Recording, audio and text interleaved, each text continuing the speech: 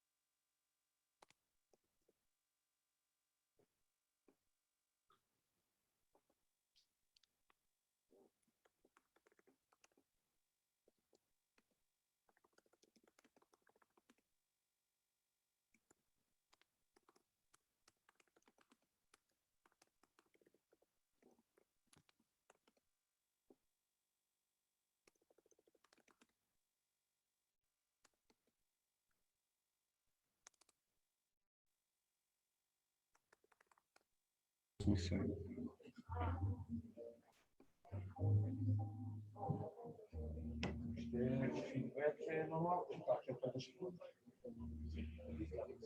Mas podíamos tirar o som da sala, porque isso não precisamos disso para nada.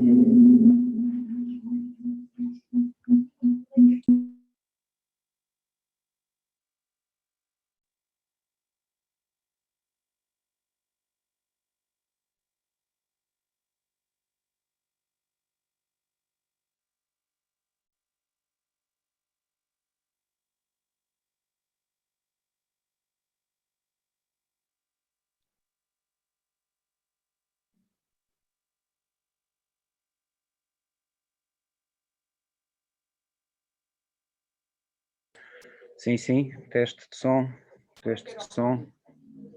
Parece que agora não está a fazer feedback. Agora está ótimo, António. Agora está francamente melhor. Muito obrigado. Obrigado pelo vosso feedback.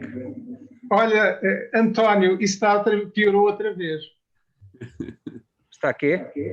Estás outra vez com eco, com feedback. Sim. E agora? Agora não. Agora não. Ok. Agora sim. Não ouves eles a falar, né? Vamos fazer assim, quando o António falar. Tens que cortar. Quando os palestrantes estiverem a falar, eu ponho o som. É isso, tens de fazer isso. Porque podia-se pôr as colunas mais à frente, sabes? Estava a pensar em pôr as colunas mais à frente.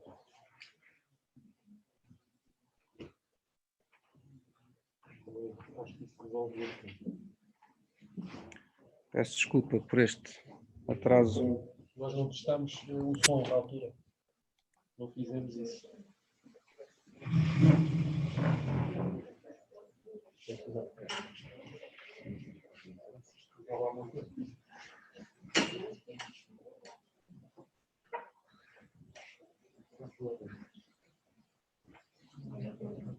E sai.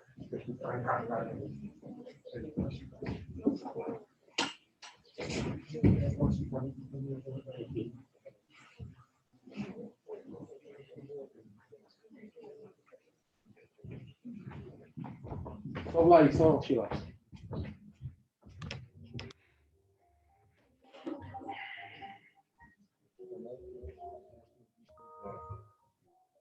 quer falar. Percebeste? Estou eu a falar, não tenho aqui nada. Não tens aí nada. Vezes o meu computador tem o som desligado. Ah.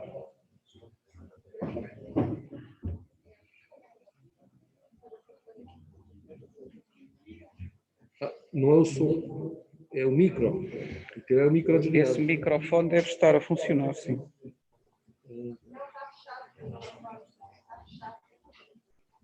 Não, porque ela tem aqui o micro aqui.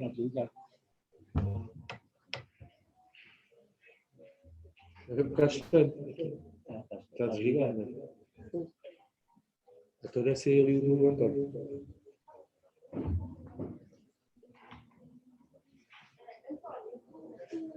É possível que o microfone que tu tens no computador esteja mal posto. Eu estou a usar este. Estão-me a ouvir aí, não estão? Mas está a fazer eco, sim. Eu acho que não. Não ouves os colegas, muda o sítio. Eu estava sem óculos, não sei onde é que aquilo está. É que será não é aí. Geralmente não é aí, né?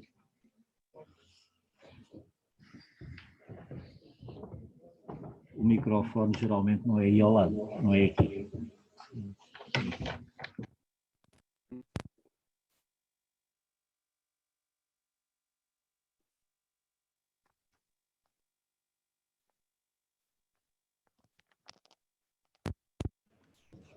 E funcionar assim.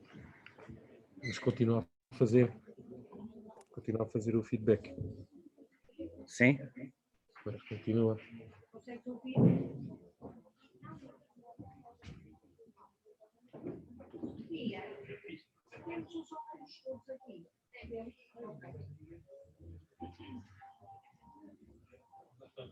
Olha, tens que. Tem que ser, está bem? Já está tudo a começar.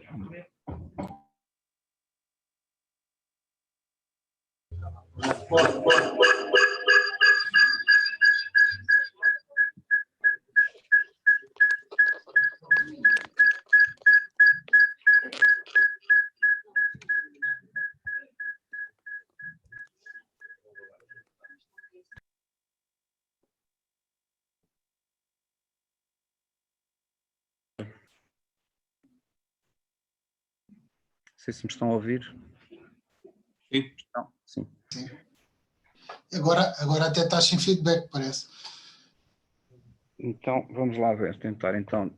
Então, muito bom dia a todos. Peço desculpa por este atraso e este contratempo. Esta tecnologia tem esta faculdade de nos aproximar, mas, enfim, quando funciona muito bem, é muito boa. Quando funciona menos bem, às vezes é uma chatice. Peço desculpa. Então, compete-me a mim apresentar este encontro, que foi realizado no âmbito de um protocolo de cooperação entre o Centro de Estudos de Fotografia de Tomar e o Agrupamento de Escolas Templários, e que tem por objetivo trazer para a escola, no contexto do Plano Nacional das Artes, trazer algumas destas experiências relacionadas através desse centro de estudos que funciona aqui em Tomar desde há algum tempo esta parte, e a partir da ideia de arquivo fotográfico, que é uma coisa que Tomar herdou do século XIX, por iniciativa de um fotógrafo tomarense, Silva Magalhães, que deixou à cidade um conjunto significativo de fotografias na condição, os herdeiros do fotógrafo Silva Magalhães acabaram por legar à Câmara de Tomar essa coleção, na condição de ela ser preservada.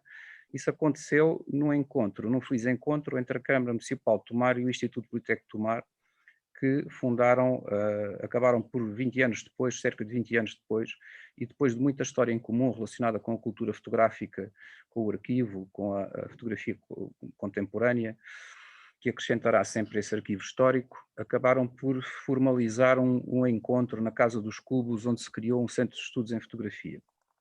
Esse centro de estudos recentemente organizou, melhor dizendo, no ano passado, organizou uma exposição, um projeto expositivo relacionado com uma realidade de Tomar, que é a ideia da indústria, do desenvolvimento industrial tumarense e depois do seu quase desaparecimento e da ruína das instalações, com as implicações que isso tem no tecido social, paisagístico, económico, ambiental, etc, etc. Daí que esta exposição reuniu um conjunto de trabalhos feitos ao longo de vários anos, de muitos anos até, relacionados com esta realidade e que trouxeram para a superfície, para a visão através da fotografia e do cinema, algumas questões relacionadas com esta mesma realidade. Daí que estamos hoje aqui reunidos na escola Jacome Raton, com a presença de muitos alunos, felizmente, muito bem-vindos. Espero que este encontro vos seja muito útil, trazendo à escola, como dizia, uma realidade que foi construída fora da escola, mas que aqui tem esta oportunidade de ser mostrada, de ser discutida ao vivo. Temos connosco vários autores.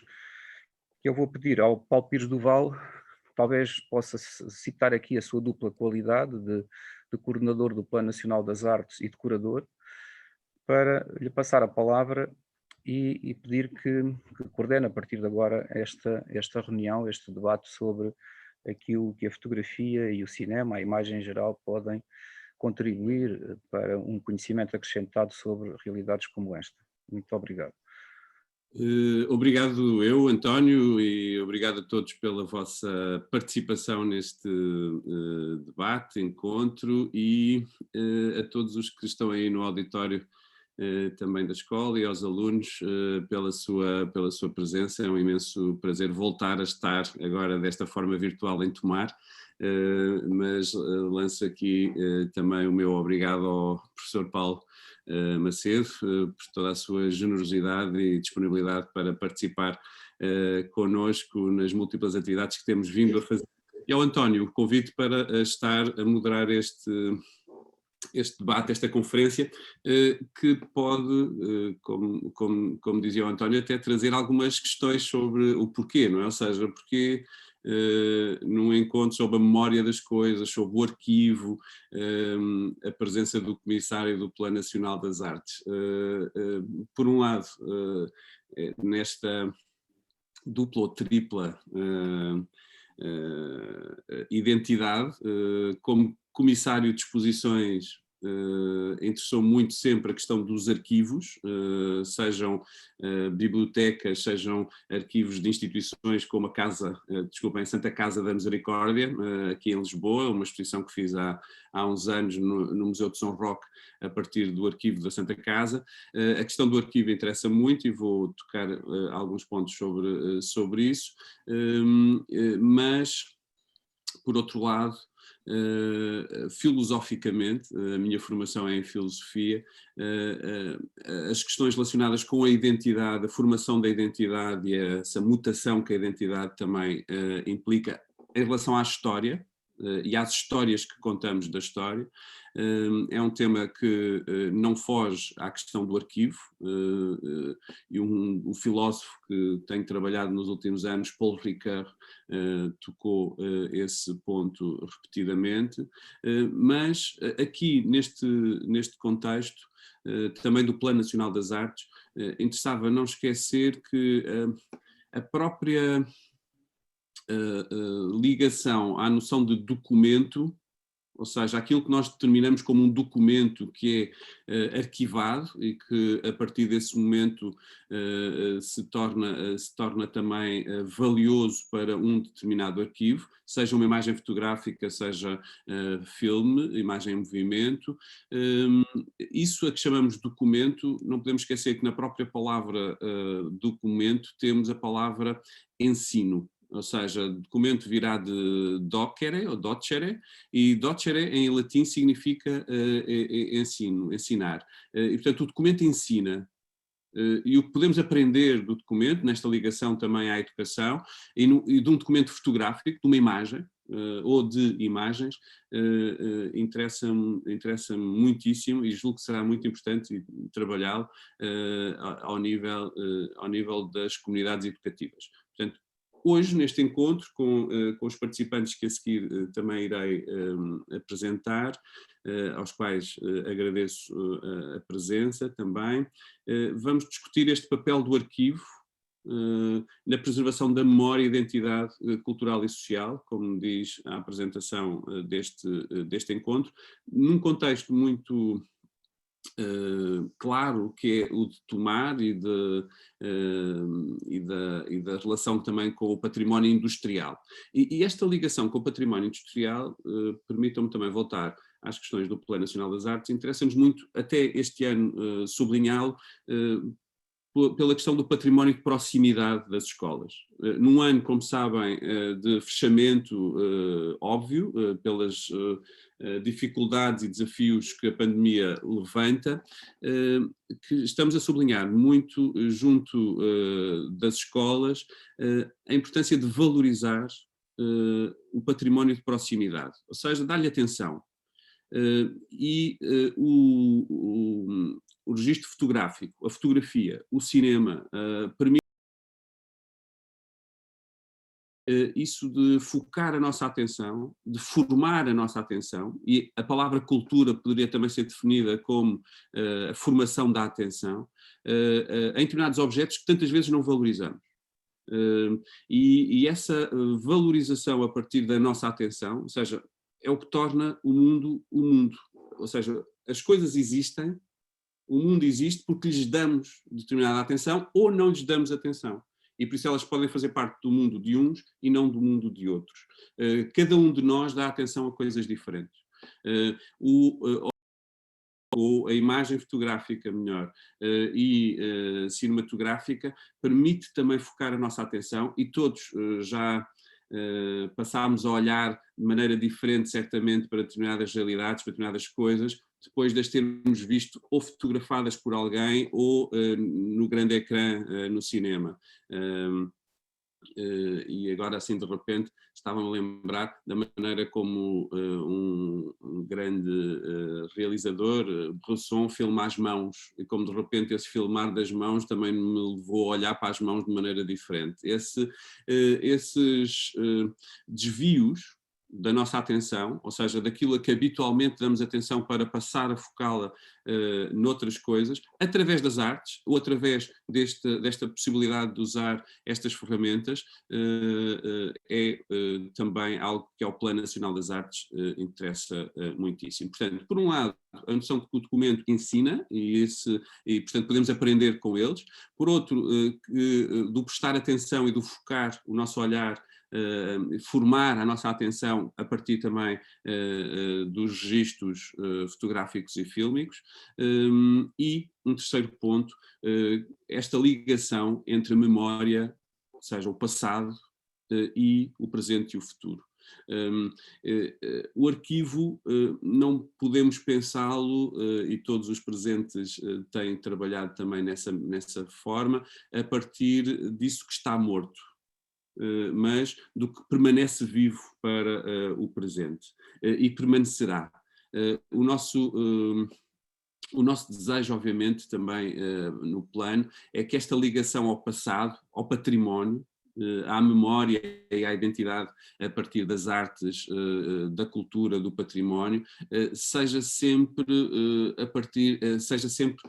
tendo como atenção ao que está vivo hoje e permanece vivo, ao que somos. E esse olhar, então, depende daquilo que um grande historiador, José Matoso, disse ele próprio em relação à sua função como historiador. E permitam-me citar o professor José Matoso, que escreveu: a observação do passado não se destina a um macabro trabalho de desenterrar os mortos. Não é uma viagem ao reino das sombras, nem pode resultar por uma predileção bafienta pelo que o tempo esterilizou. O que está morto, está morto. E isto é um historiador, um grande historiador a escrever. O que está morto, está morto. De facto, só me interessam as coisas vivas que me interpelam, que se metem comigo. E, mais à frente, escreve José Matoso: só me interessa o presente e a maneira de me movimentar no espaço e no tempo em que vivo. Quero com isto dizer que só me atrai no passado aquilo que me permite compreender e viver o presente. E para compreender e viver o presente, José Matoso foi estudar a história medieval. A única maneira de ajudar a compreender, por exemplo, no caso de um dos livros mais famosos do professor Matoso, de compreender a diferença política entre um norte mais conservador e um sul mais progressista, foi estudar a história destes territórios para poder perceber esta clivagem no território português. Portanto, não nos interessa, como diz o que está morto pelo que está morto, como um olhar apenas de afastamento em relação a qualquer coisa, mas perceber o que aí está vivo e permanece vivo e me ajuda a compreender e nos ajuda a compreender enquanto comunidade. E, portanto, essa ligação com o património é também a ligação com aquilo que somos e não aquilo que outros foram no passado. Nesse sentido, o arquivo, a história e os criadores de novos arquivos ajudam-nos a compreender o mundo e não apenas o passado. Portanto, é para compreendermos este mundo, o nosso mundo, e não apenas um olhar de outros ou para outros num passado que a história, o arquivo e as artes, o património também servem. Portanto, ao limite, são as nossas possibilidades que estão aí em causa, as possibilidades de si de cada um de nós, as possibilidades que às vezes nem sabíamos que tínhamos e que o arquivo nos ajuda, ou que a história, ou que o património, ou que as artes nos ajudam a descobrir. Portanto, é essa abertura de possibilidades em cada um que, acredito, um arquivo pode também trazer e fazer. E quando falo de cada um, falo de todos enquanto comunidade. Há muito passado por cumprir, há muitas promessas por cumprir na história e nesse sentido a ligação com ela não é apenas, como vos dizia, ou melhor, vamos também desviar a forma como pensamos aquilo que é o futuro. Não há futuro apenas à nossa frente, que não foi vivido, mas há futuro também no passado. Há muito por descobrir nestes arquivos, há muito por descobrir e por fazer viver, tornar outra vez redivivo no que está classificado ou ainda não classificado como património, porque a nossa atenção pode de facto tornar património, ajudar a perceber como património aquilo que até ao presente ainda não o foi. Portanto, esta ligação com o património de proximidade, que está próximo, e portanto essa permite uma ligação presencial, corporal, direta. Este ano, um ano de grande dificuldade para todos, gostamos e queremos sublinhá-lo, para que continua a existir. O sair da escola em direção a este património, o descobrir a escola como este património, o próprio lugar, o espaço físico da escola, parece-nos determinante. Nesse sentido, há qualquer coisa de profético nesse olhar que pode salvar não apenas o passado, mas também este presente em que vivemos. Dizia então que o arquivo é um tempo, um lugar físico e o Centro de Estudos de Fotografia tem um lugar físico do arquivo, mas o arquivo é também então um lugar social, porque é o lugar que cumpre essa missão de ser guardião da memória e da identidade, ao limite, ser construtor, não é apenas ser guardião, é ser construtor da memória e da identidade, dando atenção a determinados objetos, chamando a atenção para outros, porque o seu papel nunca é neutro, ou seja, nunca um arquivo ou nunca uma reportagem ou um conjunto de imagens são neutras em relação àquilo que chamamos a identidade ou a construção dessa identidade. Terminava só então para mostrar como também um arquivo, nesse sentido, não é apenas memória, mas é promessa de muita coisa por cumprir e de muita coisa por mostrar. Alguns dos convidados têm trabalhado exposições em que mostram precisamente material de arquivo, dando-lhe também uma nova vida, um outro olhar. E é também sobre essa aventura que é a construção dos arquivos e, por outro lado, o voltar a eles e aí descobrir o novo, que este encontro será ou decorrerá. Da forma como nos organizamos, vamos dar numa primeira volta cerca de 10 minutos a cada um para poder apresentar um projeto e o que tem feito nesta ligação também com os arquivos, ou com o arquivo em particular, ou com este olhar sobre a realidade que permite dar atenção àquilo que tantas vezes não damos atenção e valorizá-lo. E teremos connosco a Catarina Garrido, desculpa, o António Ventura, que já todos conhecerão, que foi autor do diaporama Um Dia de Chuva na Fábrica de Fiação de Tomar, portanto essa ligação também à Tomar Industrial que está na origem deste nosso encontro, e do projeto expositivo também, não é? Corresponsável do projeto expositivo Tomar Industrial. O António será o primeiro a tomar a palavra, depois a Catarina Garrido, autora do projeto Últimos 200, também Tomar Industrial. O Duarte Belo, fotógrafo, que tem olhado e dado a ver e chamado a atenção para o nosso território com outros olhos, e todos lhe agradecemos também, Duarte. O João Abreu, diretor do Museu da Paisagem, que trabalha também com o Duarte Belo nesse belíssimo projeto chamado Museu da Paisagem.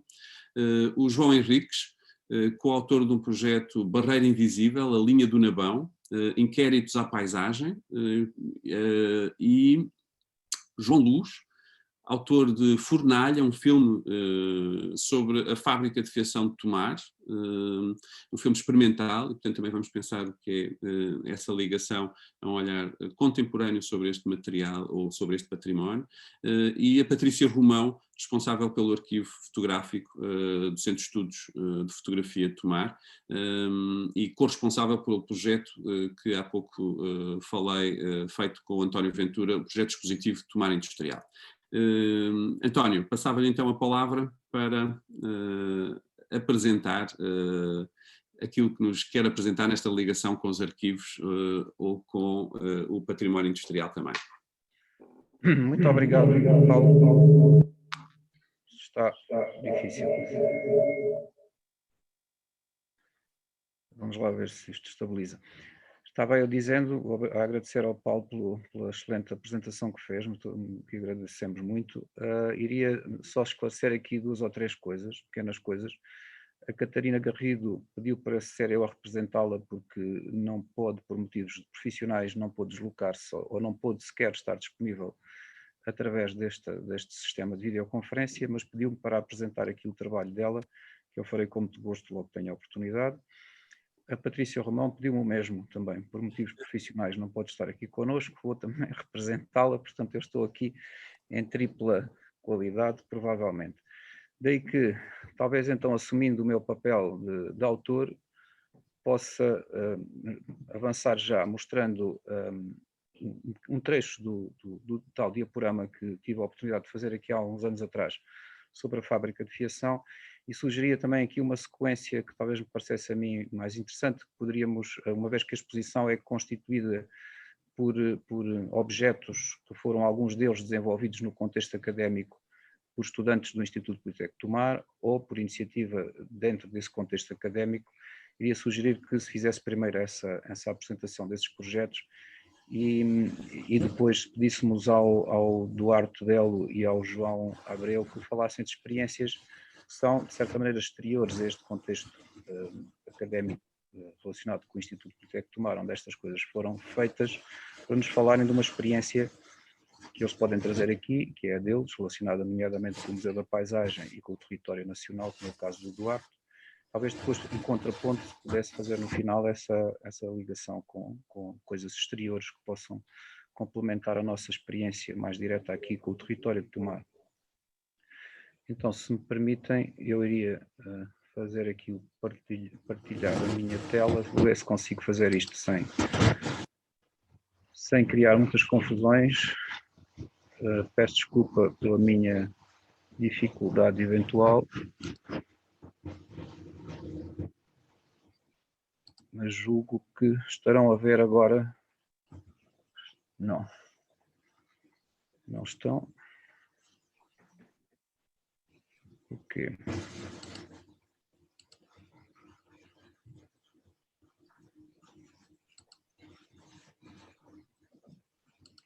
Vou fazer isto. Agora sim. Então, eu vou mostrar aqui um trecho do diaporama, que está aqui na forma do suporte de vídeo a partir do YouTube.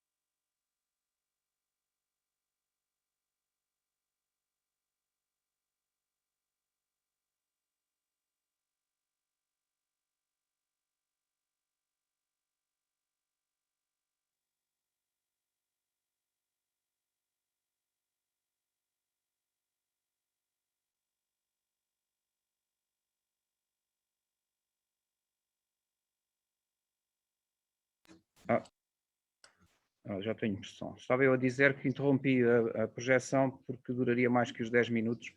Só explicar um pouco esta ideia deste trabalho. Eu fui convidado em determinada altura para visitar a fábrica de fiação pelo então assessor para a cultura na presidência da Câmara de Tomar, o arquiteto Faria, e que me convidou a fazer essa visita, e eu, por acaso, levei uma câmara fotográfica, nem sequer uma câmara de grande qualidade, como se vê pelas imagens, mas fiz registros fotográficos enquanto passeávamos pela fábrica e conversávamos, e quando depois, mais tarde, observei os registros fotográficos, pareceu-me que seria interessante reunir esses registros e eventualmente sem nenhuma ordem específica e mostrá-los tal como foram feitos, sem grandes cuidados de produção ou de pós-produção de imagem, mas apenas como registros mais ou menos imediatos do primeiro contacto com uma ruína, de uma coisa que eu próprio tinha ainda visto a funcionar quando cheguei a Tomar há cerca de 30 anos atrás, e que uns poucos anos depois tive a oportunidade de observar numa quase total e absoluta ruína, e à mercê de quem quisesse levar aquilo que lhe apetecesse quando quisesse. E assim foi feito. As últimas notícias, há uns anos atrás, que tive desta fábrica foi que já se estariam a usar explosivos para retirar os metais das paredes, etc.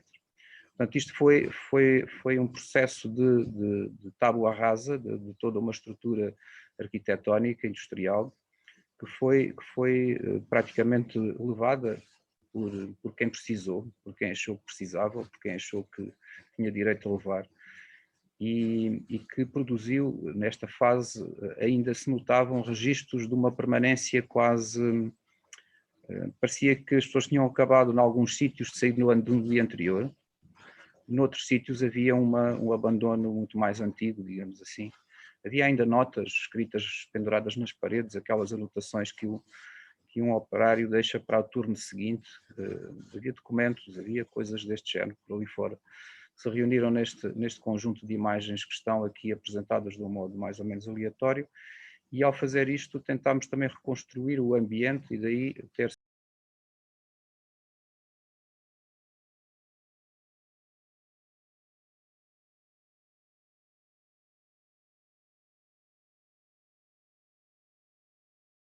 comigo, pensámos uma solução que foi irmos junto de uma fábrica semelhante, recolher sons dos ambientes fabris, das máquinas e do ambiente, que ele depois modelou para criar este som final evocativo de um ambiente fabril e industrial como era este. E fica esta proposta de reconstituição de um espaço e daquilo que lhe aconteceu ao longo do tempo, e por circunstâncias da própria vida das coisas. É este o meu testemunho, que está, como disse, integrado na estrutura do projeto expositivo Tomar Industrial, que funcionou a partir da recolha e do reagrupamento, digamos assim, de projetos anteriores, como este, que já tinha sido realizado há alguns anos atrás, e como outros, como é o caso da linha do Nabão, do qual eu vou pedir ao João que explique. O próprio João depois também fez, o João Henriques fez ele próprio, depois enquanto aluno de mestrado, um trabalho subsequente a que chamou o Rio, julgo que ele também vai falar um pouco sobre isso. O próprio trabalho da Catarina Garrido, já agora fica aqui uma nota prévia, é um trabalho de uma aluna recém-licenciada ou ainda como estudante da licenciatura em fotografia do Politécnico de Tomar, que reinterpreta uma estrutura industrial. Daqui a pouco já terei a oportunidade de mostrar um pouco desse trabalho também. E passaria então a palavra ao João Henriques, se ele puder fazer o favor de falar um pouco sobre os projetos de que é autor e coautor. Okay. Obrigado, António. Bom dia a todos os presentes. Estão-me a ouvir bem? Muito bem, sim. Okay. Bom dia a todos os presentes.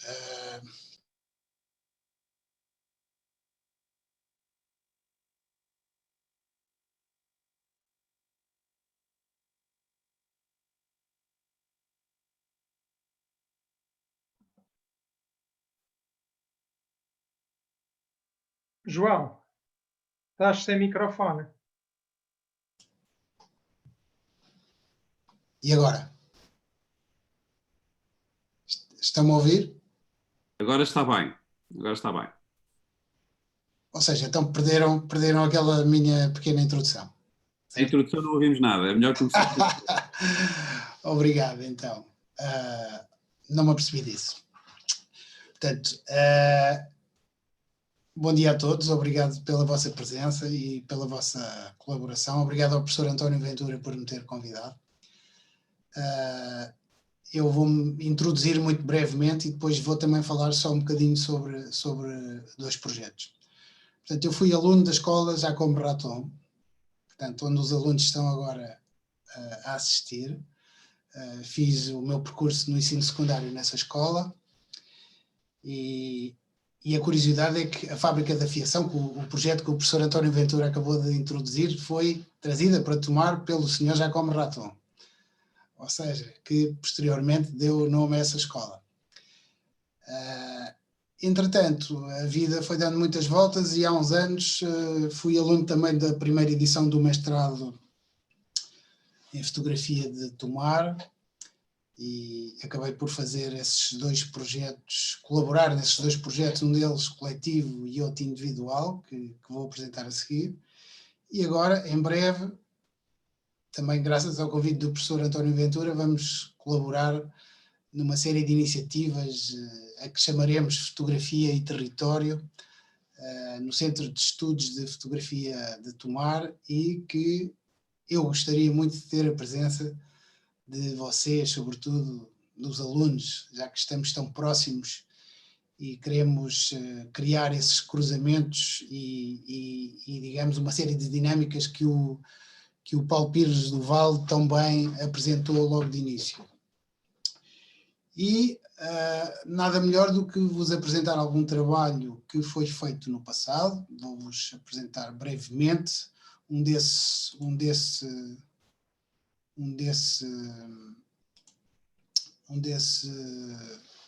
só preciso, se faz favor.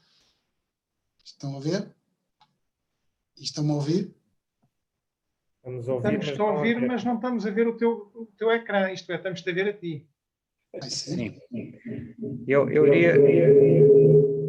João, se me permites, Sim, há sim. aqui uma pequena questão de caráter técnico também e administrativo, digamos assim. Ao intervalo, nós estamos com a aula dos nossos estudantes, estão em aula, ao intervalo de 10 minutos que está previsto às 11h20. Daí que eu iria pedir-te se tu pudesses fazer também esse intervalo na tua intervenção. Iríamos sair então 10 minutos para tomar um café. E voltaríamos então daqui a esses 10 minutos para retomar a tua apresentação. Pode ser? Está perfeito. Muitíssimo obrigado então. Tá, obrigado. Até já. Obrigado.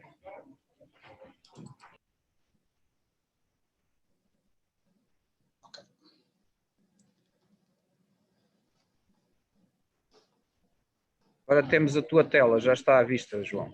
Ok. Pronto, então vamos fazer intervalo de 10 minutos, certo?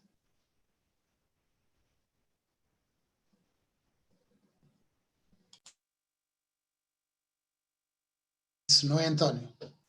É isso, João. Os alunos estão a sair da sala agora 10 minutos e depois regressarão. Está bem, muito obrigado. Até já, então.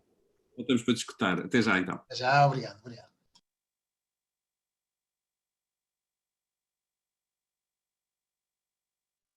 Sentiu-se, e penso que essa questão era bastante premente, até com a própria criação agora, posteriormente, do Centro de Estudos, sentiu-se que Tomar tinha essa lacuna de, ao fim e ao cabo, não ter uma criação de uma identidade, de um património, de um arquivo ligado à imagem. Ou seja, o Centro de Estudos recebeu uma outra coleção de pessoas ligadas a Tomar, portanto, mas no contemporâneo, na produção contemporânea de imagens, sentia-se essa lacuna e, obviamente, a proximidade do Politécnico, a proximidade de estarmos num território que tinha algumas características que se poderiam designar de interessantes para prosseguir a objetivos fotográficos, foi assim, dessa maneira que se pensou.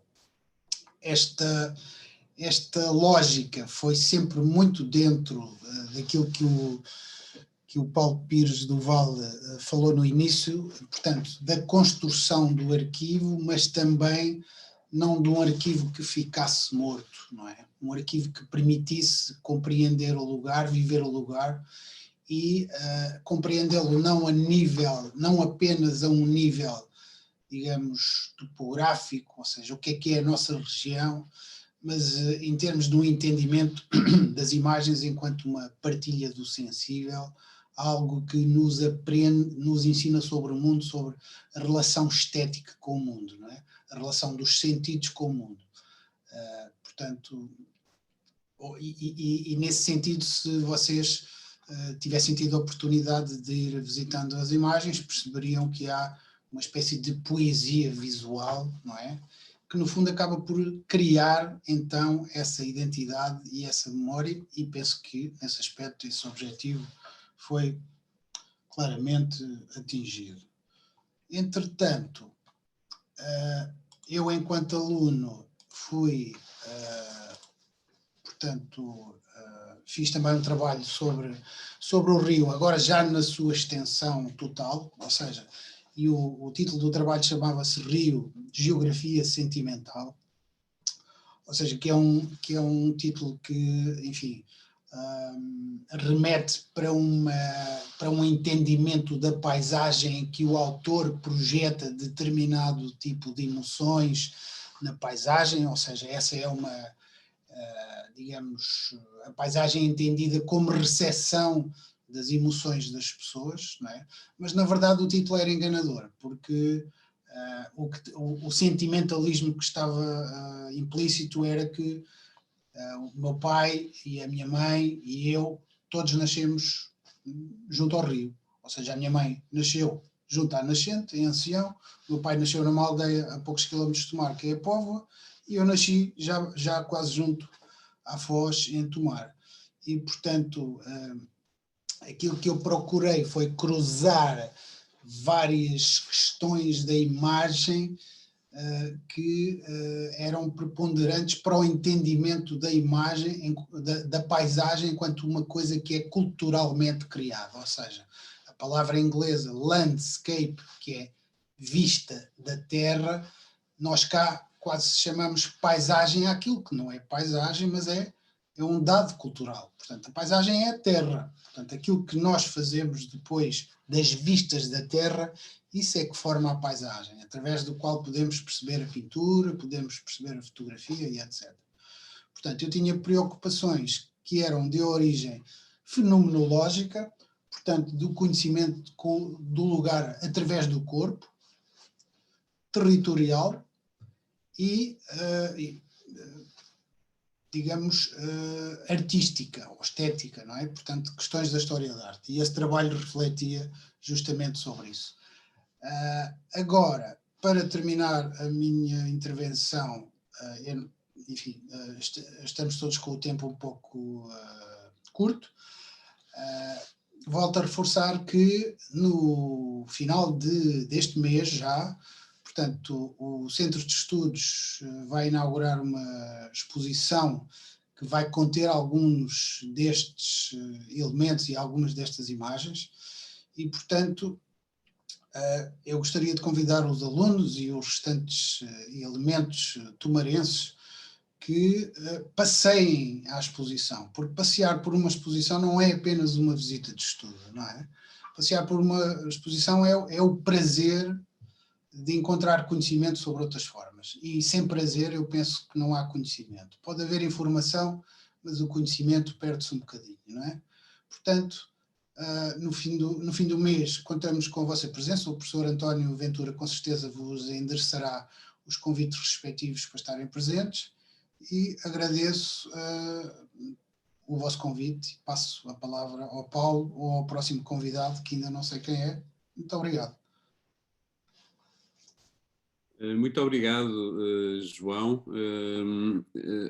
Isto que acabaste de dizer agora mesmo, para além das belíssimas fotos que nos apresentaste, e ficámos certamente com vontade de ir ver a exposição e passear na exposição ao vivo, sublinhava isto que acabaste de dizer, que é este prazer de encontrar conhecimento por outras formas, não é? Ou seja, de que maneira é que esse encontro com a imagem e as imagens nos dão, de facto, conhecimento, mas nos dão também essa experiência única do prazer de repente, diante de qualquer coisa inesperada ou que nos surge assim, nos permite também conhecer o mundo de outra maneira e abre portas neste mundo.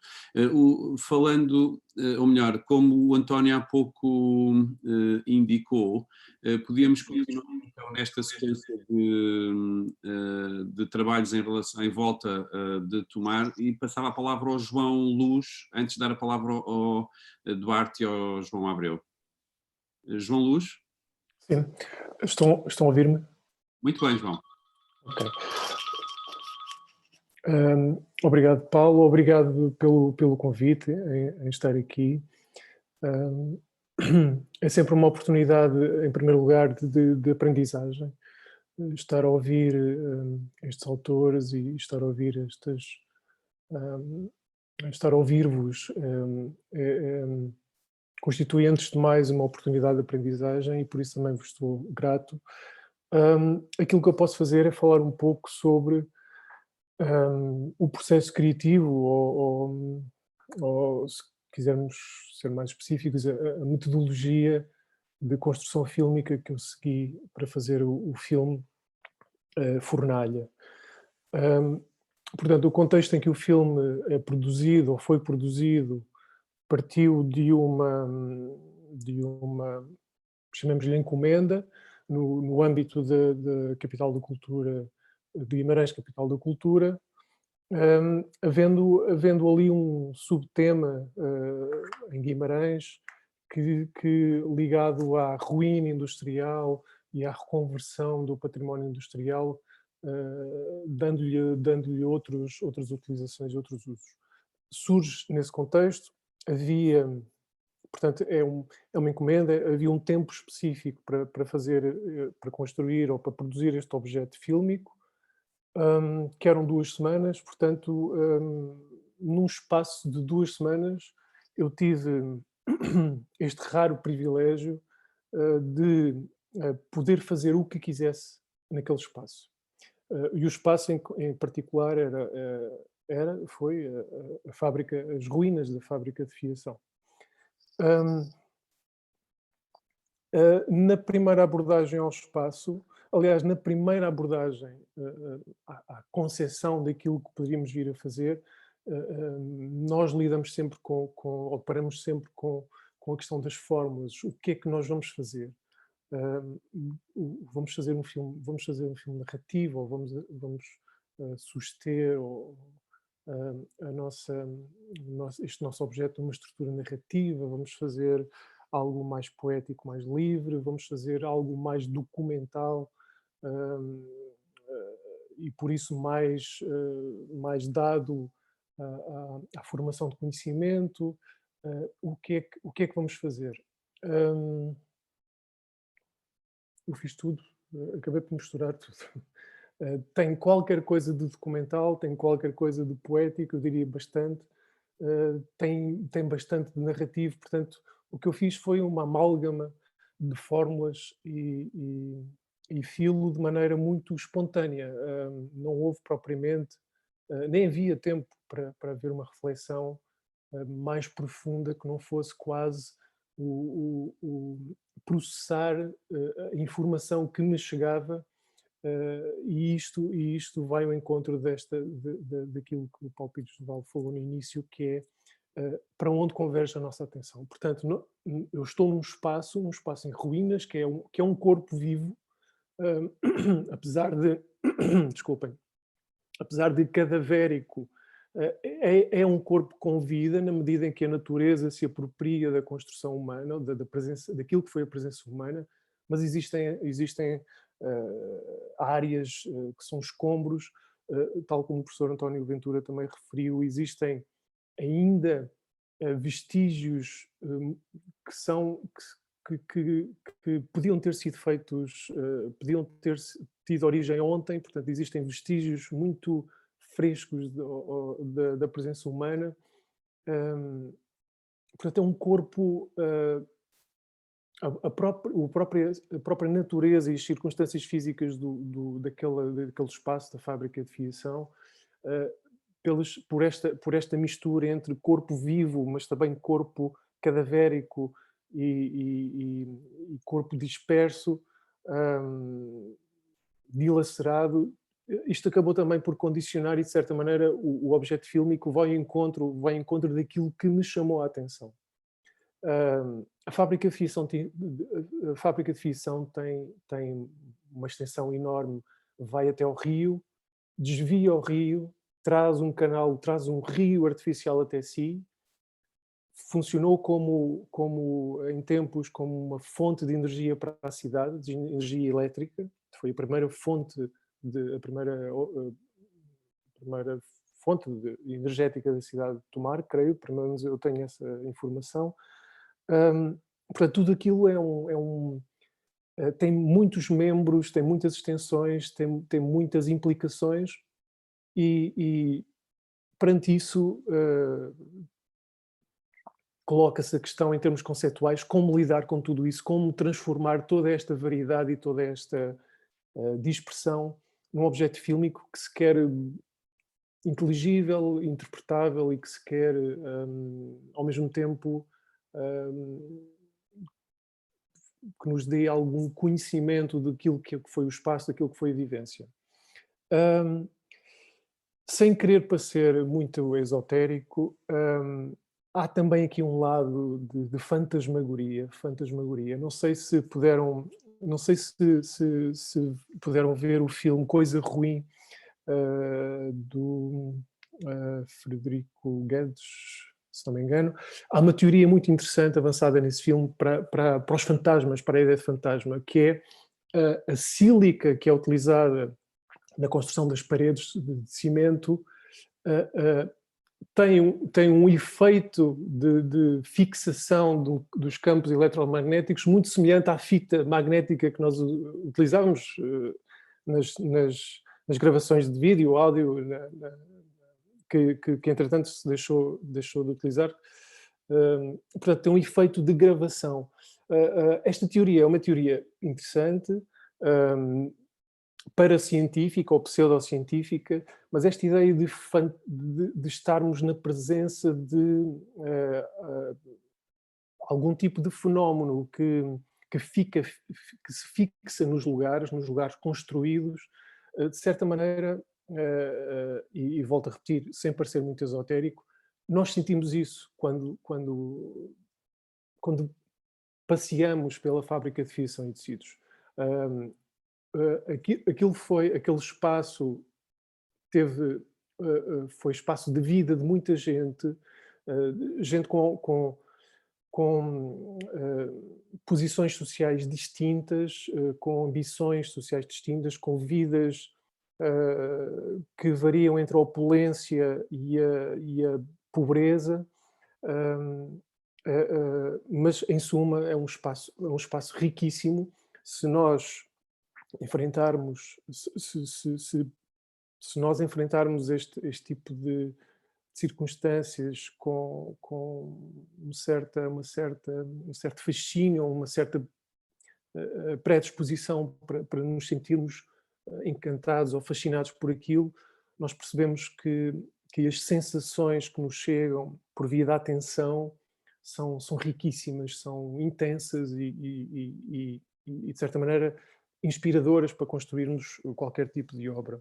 E isso está visto no trabalho que destas pessoas que aqui estão, destes artistas e destes autores. Portanto, se tiverem a oportunidade de ver o filme está categorizado como experimental na medida em que não obedece a algumas fórmulas consolidadas, algumas convenções de construção fílmica. É um filme que resulta desta experiência. A ligação entre experiência e experimentalismo aqui é uma ligação próxima, de certa maneira, mas há aqui e vou pegar nas palavras do João, naquilo que o João disse por último na sua intervenção, que é, há aqui um lado de prazer, há aqui um lado, à parte da questão hedonística, mas há um verdadeiro prazer em construir um objeto fílmico em contacto direto, sensorial com esta matéria e com aquele espaço. Portanto, se tiverem a oportunidade de ver o filme, vão ver que provavelmente não se assemelha àquilo que estamos habituados a ver, mas enfim, para concluir a minha intervenção, era isto que vos queria dizer. E pronto, e quer dizer, poderá haver um espaço em que falamos sobre o filme. Eu acho que aqui a nossa intervenção é curta, mas é muito importante haver um espaço de diálogo para trocarmos opiniões sobre aquilo que o filme evocou, daquilo que o filme instigou, ou daquilo que o filme possa agradar ou desagradar. Portanto, todo esse espaço de diálogo será a posteriori, e se tivermos a oportunidade de o fazer, tanto melhor. Portanto, muito obrigado e passo a palavra. Obrigado, João, pela apresentação também do que foi o processo, e isso é tão importante também dar a conhecer antes, e espero que seja mesmo antes de poder ver o filme, também neste sentido de permitir depois um diálogo contigo e deixo esse repto à Sheila e ao professor Paulo para poder haver essa oportunidade de mostrar aos alunos e depois poderem conversar contigo também sobre esse aspecto. E dizer sobre aquilo que estavas a falar sobre a fábrica ajuda imenso também a perceber como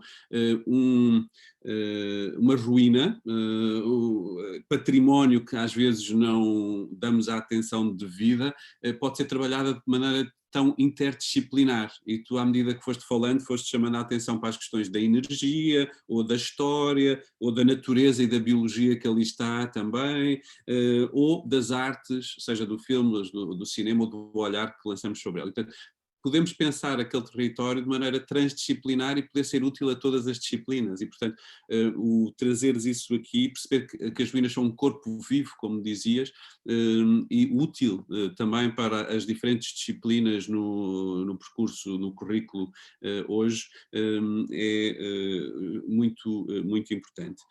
Sublinhaste também qualquer coisa que não queria deixar perder antes de dar a palavra ao Duarte Belo, porque o Duarte também tem trabalhado muito nesse aspecto e nessa linha, que é o conhecimento pela imagem. Não é? Ou seja, há uma forma de conhecimento pela imagem que não é a mesma deste conhecimento verbalizado ou transformado em discurso, não é?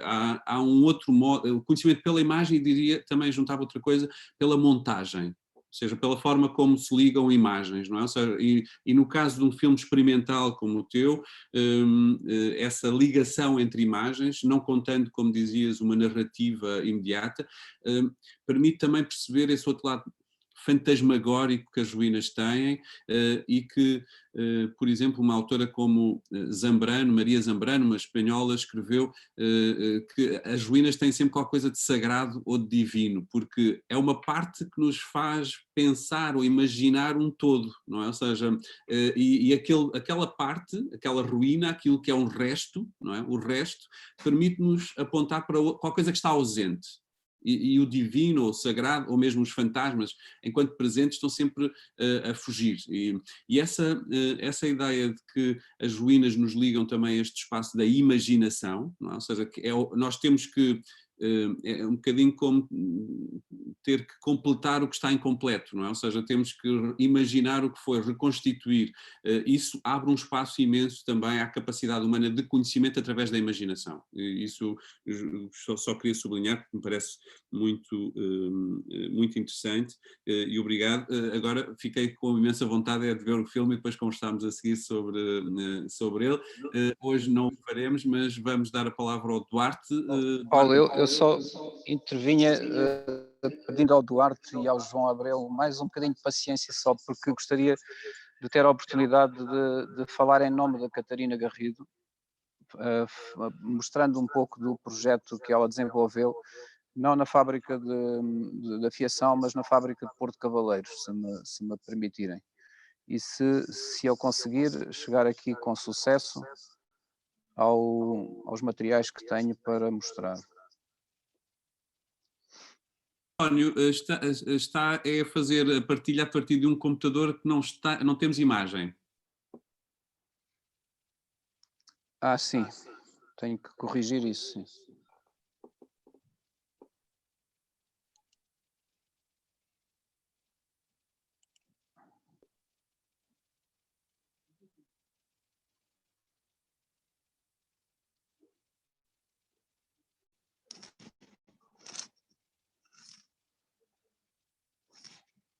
Era suposto estar a partilhar a tela, não consegui resolver isso. Vou ver se consigo outra vez. Só um bocadinho então.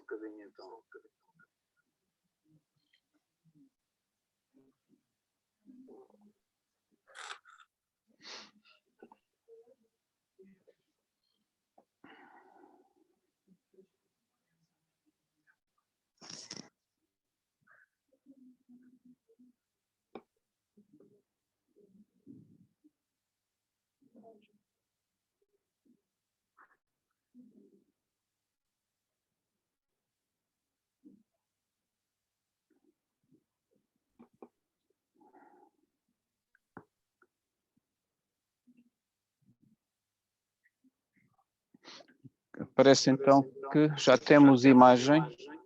Então, a Catarina Garrido foi aluna no curso superior de fotografia no Politécnico de Tomar e como aluna desse curso e já no final, na disciplina no desenvolvimento de projeto, na necessidade de desenvolver um projeto fotográfico, encontrou na fábrica de Porto Cavaleiros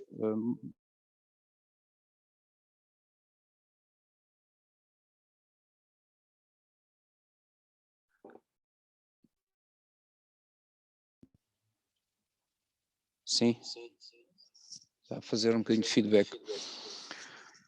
Vamos tentar na mesma. A Catarina encontrou na fábrica, como eu dizia, um ambiente, segundo ela disse, e me fez chegar através até de um depoimento escrito, que eu vou tentar traduzir agora brevemente. Ela sentiu sempre na fábrica um ambiente muito, especialmente atrativo.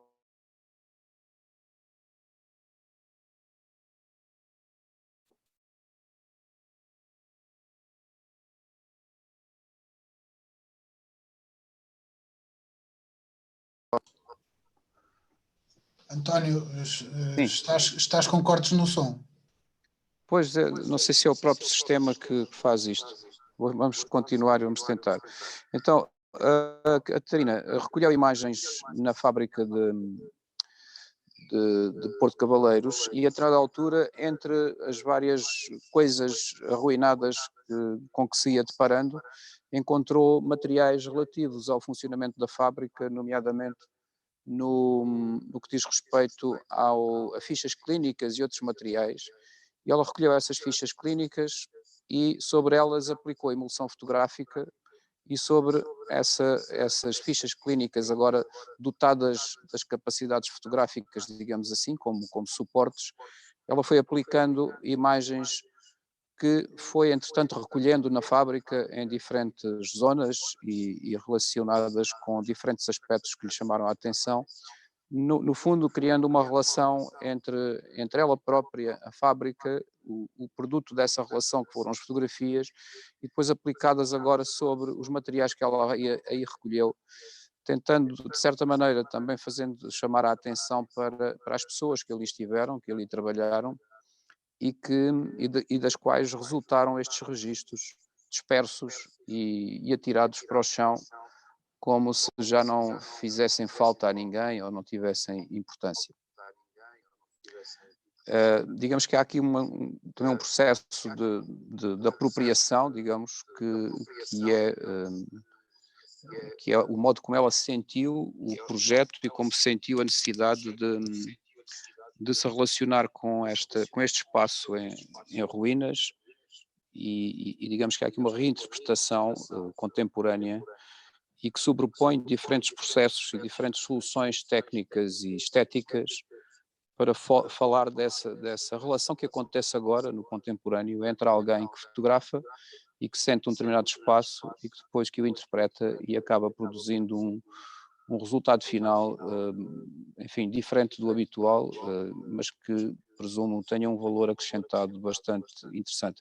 Ela acaba também por recolher outro tipo de objetos, como por exemplo uma janela, que depois também emulsiona os vidros dessa janela e ela própria depois faz com que na janela, nos vidros da janela, acabem por surgir imagens relacionadas com o ambiente de onde a própria janela foi retirada e reutilizada. Eu terminava, enfim, que estamos com o tempo muito pouco já, só mostrando aqui um pequeno vídeo que fiz sobre a exposição. Já agora convinha que víssemos um bocadinho da exposição, talvez. Porque eu presumo que entre os alunos que aqui estão presentes, alguns não terão tido a oportunidade ainda de ir ao Centro de Estudos em Fotografia de Tomar, na Casa dos Cubos, e podíamos, através deste pequeno vídeo, vai demorar aqui uns segundos a abrir, mas que peço a vossa paciência, poderão ficar com uma ideia do que é que se trata, e também um pouco a ideia sobre aquilo que estivemos aqui a falar, que são as várias partes que constituem a exposição e que a organizam. Se funcionar. Ok, parece que sim.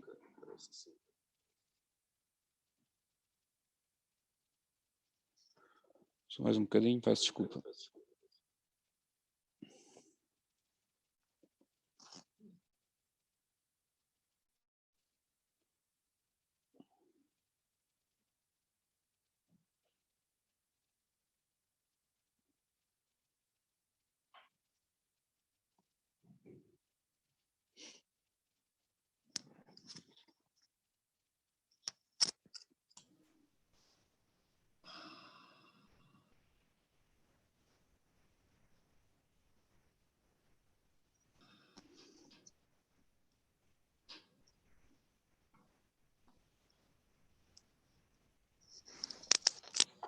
Não sei se vai conseguir carregar.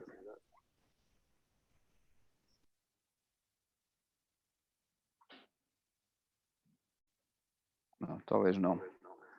Se calhar temos que desistir.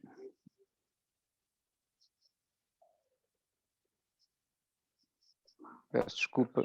Bom, fica o convite, de qualquer maneira, eu julgo que todos aqueles que tiverem a oportunidade ainda, já agora explico que a exposição Tomar Industrial era suposto já ter sido fechada, devido às contingências da pandemia, acabou por ser, o prazo dessa exposição acabou por ser prolongado e ainda está disponível e vai continuar a estar mais algum tempo, daí que se tiverem esse gosto, essa oportunidade, a vontade de passar pela Casa dos Clubes, estaremos disponíveis, eventualmente até para combinar com antecedência essa visita, se entenderem que seja necessário.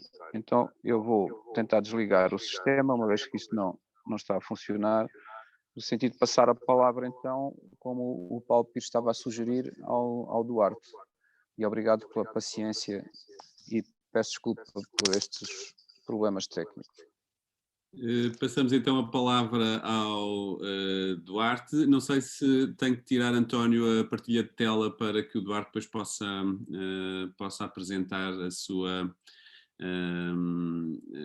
comunicação, ou dizer também, em relação ao que o António acabou de referir, que queria também deixar o meu agradecimento à Sheila, coordenadora do projeto cultural do agrupamento dos Templários, e que tem estado também a acompanhar todo este projeto e que certamente receberá essa proposta de ida até ao Centro de Estudos de Fotografia, ver exposições com muito interesse, se é que já não o fez também com os alunos, mas haverá oportunidade para isso. Duarte, passo-te a palavra e muito obrigado pela tua presença. Muito obrigado, Paulo. Queria também agradecer ao António Ventura o convite para estar presente nesta iniciativa. E então, como o tempo é curto, eu passava já àquilo que gostava de vos mostrar, que de alguma forma apresenta. Eu vou aqui partilhar a tela. Ora bem, isto talvez seja um bocadinho marginal, mas eu achei curioso da conversa que tive com o António, mostrar um conjunto de fotografias que fiz. Deixa-me ver se isto avança. Que fiz no Gerês, isto tem outros documentos, mas o que interessa particularmente é este. Eu estive no Gerês, portanto na Serra do Gerês, no norte de Portugal, em 1991 e voltei aos mesmos lugares em 2012, 21 anos depois. O meu trabalho tem sido sobretudo sobre o mapeamento fotográfico do espaço português. Embora Portugal pareça um país pequeno, é relativamente grande para quem quiser percorrer exaustivamente, mas há sempre a oportunidade de voltar a vários lugares que são assim especiais, diria eu. Portanto, eu vou avançar rapidamente. Isto é uma aproximação pedestre às Minas dos Carris. É um lugar muito concreto na Serra do Gerês. Cá estão as minas, fotografadas em 91, em película. Isto era um mês de agosto, mas o tempo estava assim. E vou avançando. O lugar é de facto muito especial. As Minas dos Carris tiveram início de atividade em 1941, em plena Segunda Guerra Mundial. Delas era extraído sobretudo o wolfrâmio e também ferro, que era depois vendido, como Portugal tinha uma posição de neutralidade na guerra, vendia tanto aos alemães como aos aliados, sobretudo aos ingleses, para o fabrico de artilharia e de bombas. Portanto, isto é a imagem das minas, elas estão... e depois foram, em 1958, terminou a atividade, retomou-se no início dos anos 70 e em 75 foi definitivamente abandonada a exploração mineira. Ainda no início dos anos 80 houve uma tentativa de reativar, mas não teve sucesso. As minas estão a cerca de 1500 metros de altitude. É curioso que o António Ventura falou nestas visitas de proximidade ao património. Este é dos lugares mais longe e mais inacessíveis que nós podemos encontrar no nosso país, que é preciso uma caminhada de várias horas para lá chegar. Esta é uma última fotografia deste grupo a preto e branco, depois de Chioval, já perto de Pitões das Jundas, neste caso. E agora fotografias do ano 2012. 2012, ao contrário de 91, em que eu tinha ido com uma câmara analógica e com película, portanto, carregava os rolos às costas, e é sobre isso que eu vos vou falar a seguir. Aqui já fui com uma câmara digital, com todos os confortos de fazer as fotografias muito mais de um modo muito mais descontraído e, sobretudo, quero chamar a atenção nesta minha curta apresentação de dois processos que são bastante diferentes, quer dizer, a fotografia, obviamente, a técnica é a mesma, mas a transição do analógico para o digital coloca vários problemas, várias formas de construir o arquivo que são, quanto a mim, muito curiosas. Isto é, eu passei a fotografar muito mais, eu não discutiria as questões estéticas associadas à fotografia, interessa mais o aspecto mental da fixação do território e da memória. Neste caso, nem dá para comparar muito a evolução nestes 21 anos, porque eu não tive aqui essa preocupação, mas em espaços em que há pouca presença humana, parece que o tempo passa mais lentamente e não se nota tanto a alteração da paisagem. Isto, como eu vos disse, foi enquadrado numa grande travessia da serra entre o campo do Gerês e Torém. Mais algumas fotografias. E depois desci e então isto levar-me-ia para outras conversas, enfim, depois durmo no campo, onde passo sempre sozinho, e este é o meu modo de habitar estes lugares mais afastados. E então queria-vos mostrar, e era sobre isto que eu queria centrar a minha apresentação, na relação entre o analógico e o digital e a forma como estes dois processos vão instruindo o meu arquivo fotográfico. O meu arquivo fotográfico são perto já de 1.800.000 fotografias. Claro que a percentagem de fotografias analógicas vai ser cada vez mais reduzida, mas aqui temos um quadro com os filmes que eu fiz em 1991, em que tive 12 dias de campo, fiz 1.258 fotografias, e o que dá uma média de 105 fotografias por dia. Portanto, isto eu levava os 30 e tal filmes às costas, porque durante este período não tive qualquer abastecimento. Aqui temos a relação do que fiz em 2012. Gerês 2012. Agora deixa-me aqui ativar este ponteirinho. Enfim, isto são as várias unidades. Isto não vale a pena entrar em detalhes. Os dias. Eu em 91 tinha estado 12 dias, agora tive 11. E nestes 11 dias fiz 17.004 fotografias. O que quer dizer que fiz, ao contrário das 105 em analógico, fiz 1.546 fotografias por dia. Isto permite-me, por um lado, uma relação muito mais intuitiva com a paisagem, no meu entendimento, e um mapeamento fotográfico do território que eu também acho que é muito mais exaustivo, se bem que no fim eu continuo a achar que há sempre muita coisa que não fotografei. E depois, continuando, se eu quisesse fazer, e esta é uma das questões mais curiosas, se eu quisesse fazer em analógico o que fiz em digital, a última câmara que eu usei analógica foi uma Leica M6.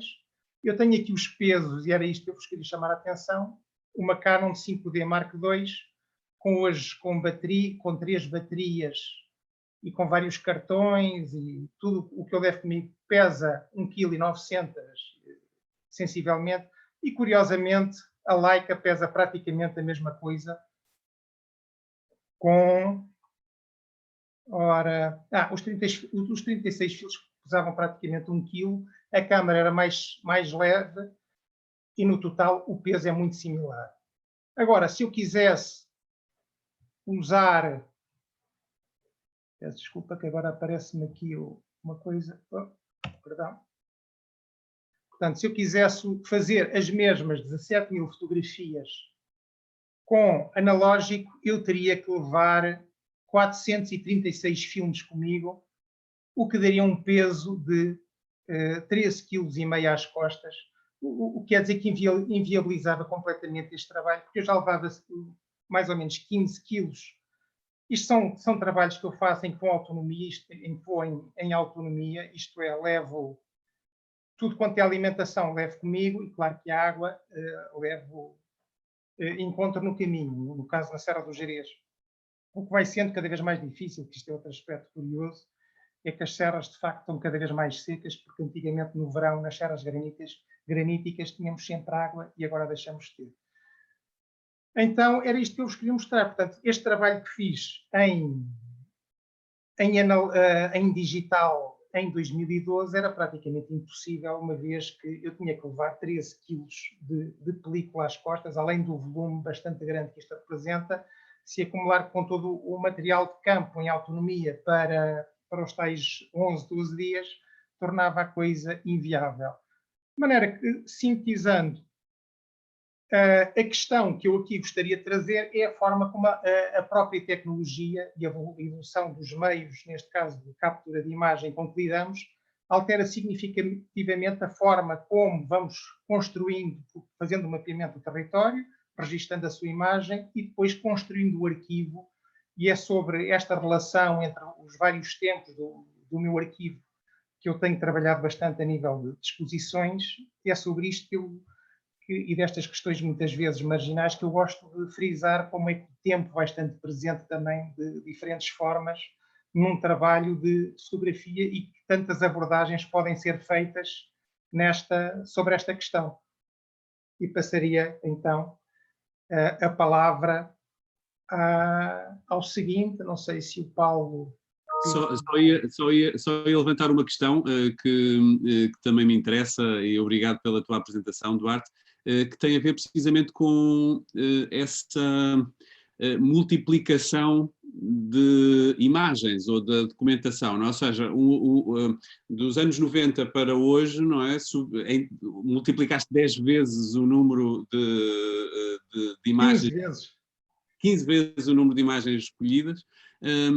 Isso também levanta outros problemas, que é essa dimensão, não sei se é excessiva ou de acumulação, que um arquivo é, ou seja, um arquivo é isso, um arquivo implica isso, mas que depois, se calhar, também te levanta problemas no momento, por exemplo, da exposição, porque há uma diferença, como há pouco falava, também dizia, entre o momento do arquivo ou o arquivar e depois o expor, não é? Ou seja, isso certamente traz hoje problemas diferentes da escolha, da multiplicidade, porque é impossível mostrar essas imagens, quer dizer, impossível não é, mas é difícil termos economia de atenção para todos estarmos atentos a essas imagens, não é? Quando depois são demasiado excessivas ou quando é muita coisa, a não ser que seja isso que queiras mostrar, ou o excesso.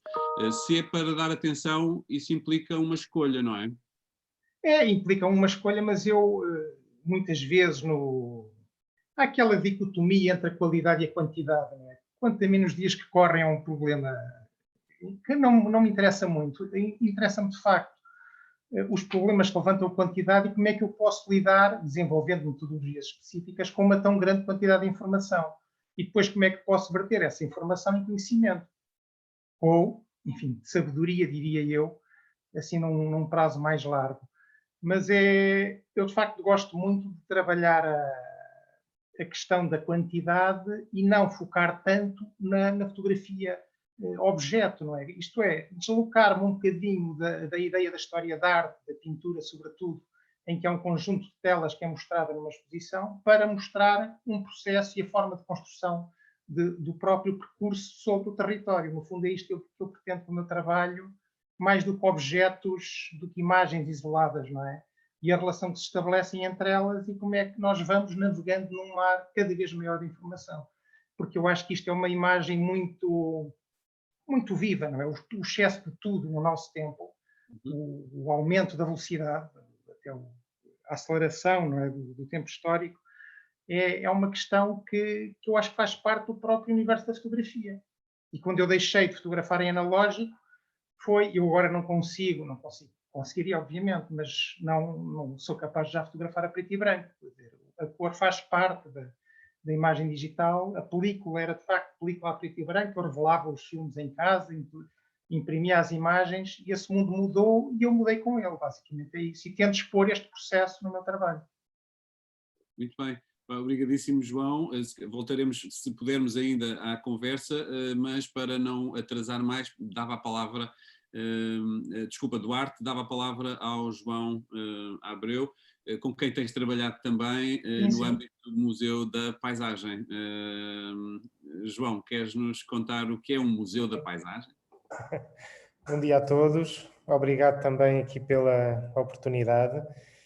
Eu vou projetar aqui umas imagens para apresentar o projeto do Museu da Paisagem, alguns projetos que temos desenvolvido.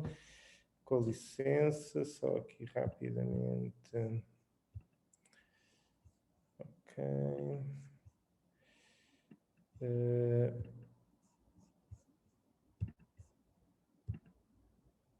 Estão a ver a tela, certo? Certíssimo. Podes avançar, João. Pronto. Esperem lá que eu entretanto perdi-me. Ok. Pronto, para quem não conhece o Museu da Paisagem é um projeto que foi iniciado aqui com um conjunto de professores, investigadores e alunos da Escola de Comunicação Social em 2015 e que se constituiu aqui como um desafio de criação de ligações entre as pessoas, os cidadãos e a paisagem, numa ideia de trazer este assunto, este tema, para uma conversa mais do dia-a-dia, no sentido de que cada pessoa consiga ler as suas paisagens e compreender a relação que tem com a paisagem que habita. Portanto, esse é assim o grande desafio de alguma forma, de criar um sentido de cidadania paisagista e nesse entendimento de cada um de nós é parte de qualquer coisa que acontece na paisagem. Ou seja, a paisagem, há pouco, durante a manhã, falou-se aqui nesta questão do documento e do registro, e a paisagem, e falou-se também muito de fotografia e de filme, e a paisagem pode também ser entendida dessa maneira, mas é um documento vivo, não é? É um documento que está permanentemente a expressar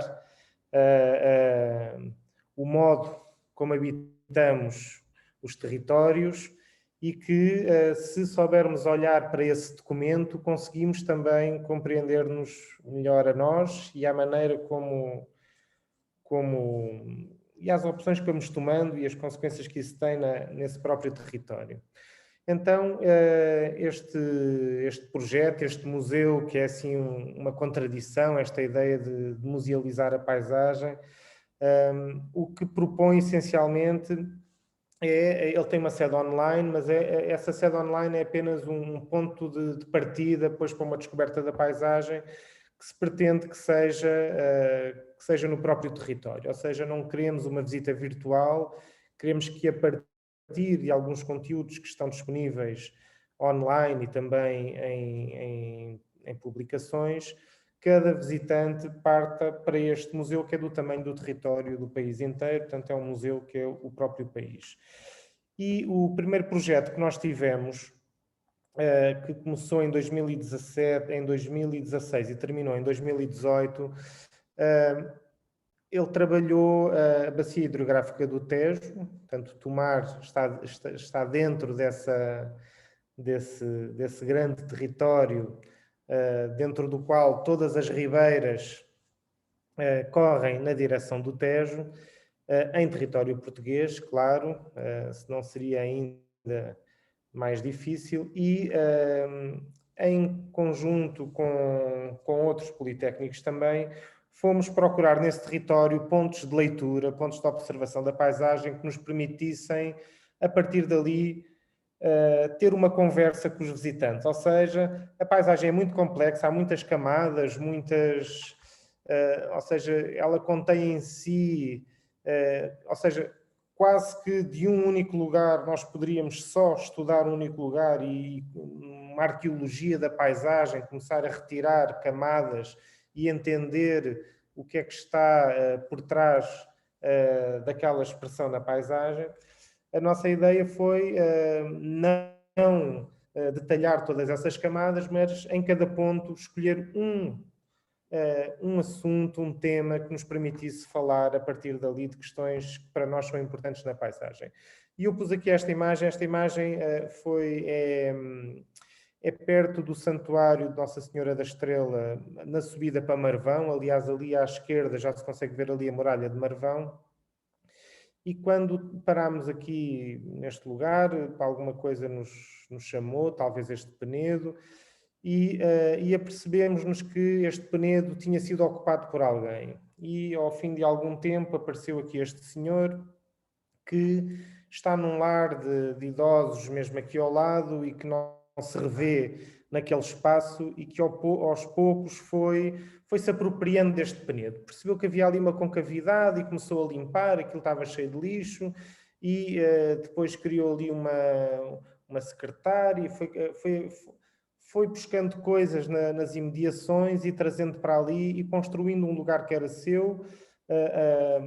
Para a direita desta imagem há uma grande vista sobre ali a zona de raia de fronteira, portanto isto é um mirador de alguma forma, e este lugar, este ponto serviu para falarmos da nossa relação com os lugares, portanto, e de alguma forma da nossa relação com a paisagem, ou seja, nós somos também a paisagem que habitamos e prolongamos-nos para além disso. E serviu este sítio para, de alguma forma, desafiarmos o visitante a pensar na sua própria paisagem e quais são os lugares que são o prolongamento de si próprio e que têm vestígios de si próprio e memórias de si próprio. E com isto este foi o primeiro projeto do Museu da Paisagem e no mesmo lugar, porque voltei lá agora em 2019, portanto com 2 anos de diferença, creio, num outro projeto que tenho vindo a desenvolver com o Duarte Belo, precisamente, que é uma trilogia de viagens, e uma das viagens foi realizada por mim e voltei a parar no mesmo local. Não encontrei o senhor, mas percebi que já havia uma transformação, ou seja, ele já não estava exatamente igual à última visita que tínhamos feito. O senhor, entretanto, continua na sua apropriação, já tem ali um toldo, portanto, toda aquele sítio, aquele seu lugar vai avançando, mas, simultaneamente, é um lugar que também tem sido utilizado para despejo de entulho e há aqui no mesmo sítio, há aqui uma relação muito interessante de afeto e de apego e de alguma forma, de desapego num sítio onde se larga lixo, não é? E dessa relação com o lugar. E isso permite-nos também pensar nesta nossa responsabilidade ou capacidade que temos de transformar os lugares. Nós, nestas visitas que temos feito, encontramos alguns sítios muito transformados e são transformações que têm a ver com o nosso dia-a-dia. Ou seja, por vezes sentimos que estas transformações na paisagem, grandes crateras de pedreiras, grandes olivais intensivos, que são transformações que nos são externas, não é? Que não nos dizem respeito, mas nós temos implicação direta nestas transformações. Por exemplo, esta grande pedreira, que é ali na Serra da Aire, serve para tirar calcite, que é utilizado essencialmente em detergentes e pasta de dentes. E então há uma relação muito direta da nossa vida diária, cotidiana, com estas transformações. Atualmente há uma grande polémica sobre a possível exploração de lítio no norte de Portugal, e isso que vai ter, se acontecer, terá grandes implicações e transformações naquela paisagem, e esse é o dilema de uma vida, de uma ocupação que transforma a paisagem e, na verdade, todos nós temos lítio connosco nos nossos telemóveis. A transição para uma mobilidade elétrica de carros elétricos implica baterias que tenham esse lítio, e é esta contradição que, por um lado, queremos paisagens naturais intocáveis, mas, por outro lado, queremos, de forma legítima, conforto e uma melhor qualidade de vida, e isso implica sempre uma tensão na paisagem. E é sobre essa tensão que nós temos que, de alguma forma, também ser participantes entre paisagens que conseguem um equilíbrio entre os valores ecológicos, entre os valores económicos, entre os valores sociais, entre os valores culturais. É um equilíbrio muito difícil e é dessa tensão que resultam paisagens saudáveis, e o museu procura, de alguma forma, contribuir. Aqui também umas estufas no Alentejo que nesta viagem mais recente passei, e a ideia é um bocadinho qual é que é a paisagem do presente, não é? Aqui no Val do Douro, creio que é a A24 que atravessa assim de forma quase suspensa este vale, e esta ideia de que se temos que transformar, porque a paisagem é viva, ela não se pode congelar de modo nenhum, qual é que é a nossa participação, e na verdade nessa transformação também se podem criar coisas belas. Eu compreendo que estas linhas de betão possam chocar algumas pessoas que gostam de um Douro intocado, mas eu acho que há qualquer coisa de interessante neste desenho, e na verdade a transformação pode ser feita, ou seja, ela tem que acontecer, e já que tem que acontecer nós podemos fazê-la bem, não é? E de alguma forma é esta ideia que o projeto procura trazer. Neste último projeto de viagem, isto são duas viagens paralelas, uma feita por mim, que percorri o espaço ao longo de 20 dias, e outra feita pelo Duarte Belo ao longo do seu arquivo. E aqui, novamente, a ideia do documento e do arquivo, e do tempo e do espaço, que o Paulo também já falou, e é muito interessante observar, por exemplo, esta também do Duarte, observar quando temos este elemento vivo que é a paisagem, quando olhamos para trás e olhamos para o presente e percebemos que ela vai evoluindo, e somos muito tentados em classificá-la como está melhor, está pior. Eu acho que isso é um caminho muito perigoso de moralizar a paisagem. Ela é apenas a consequência de um modo de habitar, e podemos ter paisagens mais saudáveis, com uma tensão mais equilibrada ou menos desequilibrada. Aqui aquela zona centro, que também aí em Tomar conhecem bem, um bocadinho a norte de Tomar, que tem sofrido muito com incêndios recentes, e tudo isso tem a ver.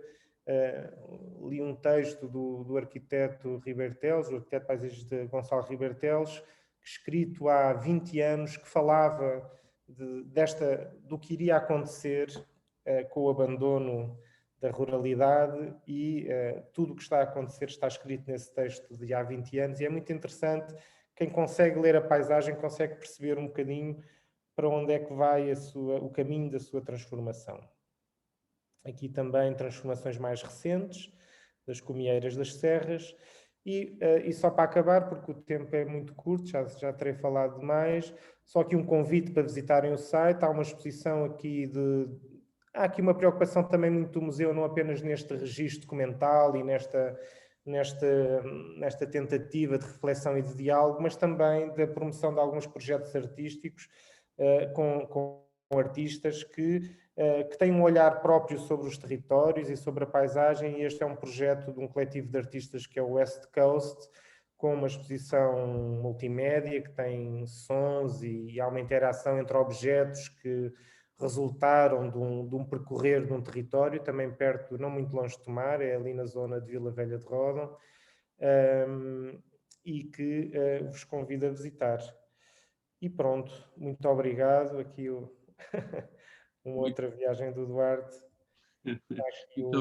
Muito obrigado, João, pela apresentação do Museu da Paisagem, e sublinhava a importância do que disseste sobre o poder ajudar a desenvolver, e o vosso projeto é precisamente aí que incide, uma cidadania paisagista, não é? Como tu o disseste, que implica então essa responsabilização de cada um pelo lugar que habita, e nessa compreensão de que a paisagem já somos nós, não é? Ou seja, ela faz parte da atitude que temos também diante do mundo e da vida. E por isso há naquilo que foste apontando um cuidado em relação à interpretação desse lugar, para uma compreensão melhor daquilo que somos e do que podemos ser.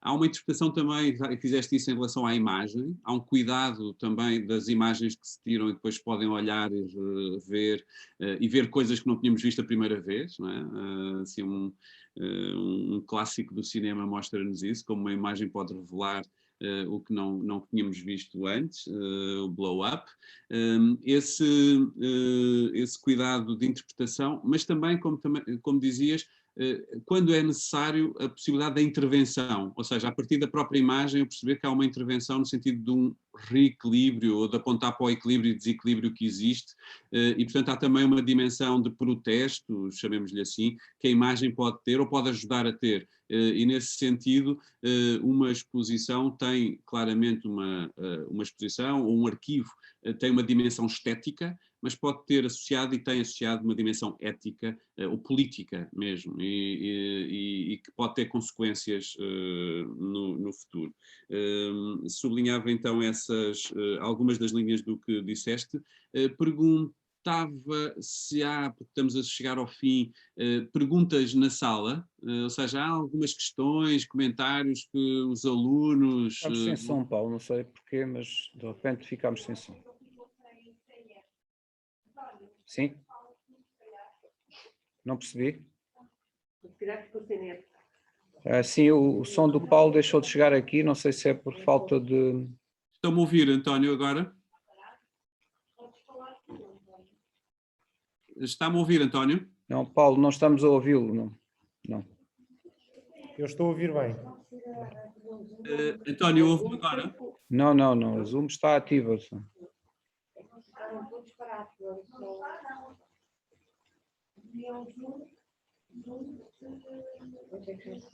Não está.